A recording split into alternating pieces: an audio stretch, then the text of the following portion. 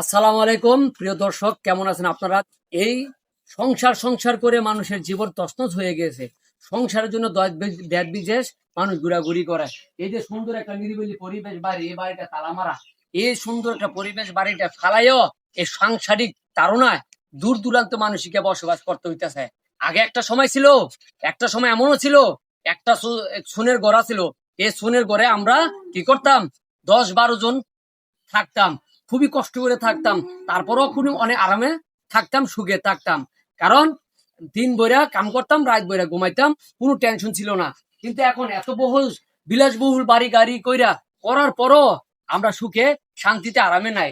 এই যে দেখেন ঘর বাড়ি তালা মাইরা দেশ দূরান্ত বিভিন্ন প্রান্তে এই চাকরির খোঁজে, টাকার খোঁজে, টাকার পিছনে দৌড়াইতেছে। তো অতএব যারা যাই করেন না কেন, একটা কথা মাথায় রাখবেন, নিজে প্রতিষ্ঠিত হওয়ার জন্য, নিজেকে প্রতিষ্ঠিত করার জন্য কঠোর পরিশ্রম করবেন আর সততা ভাবে চলবেন। সততাই সকল চাবির কাঠির মুখ। সততা ভাবে চলাফেরা করবেন, দেখবেন কোন জায়গা আপনি ঠেকবেন না। আর এই যে আমার পিছে বাড়িটা দেখতেছেন, যার বাড়িতে ভিডিওটা করতেছে, এই বাড়িটা হলো মরহুম কেনু সরকারের ছেলে মোহাম্মদ অ্যাডভোকেট আমজাদ হোসেন সরকার। উনি এই বাড়িটা করেছে। তবে এই বাড়িটা খুব ভালো লাগতেছে। এই বাড়িটা কোথায় জানেন? ঠিকানা দিয়ে দেই।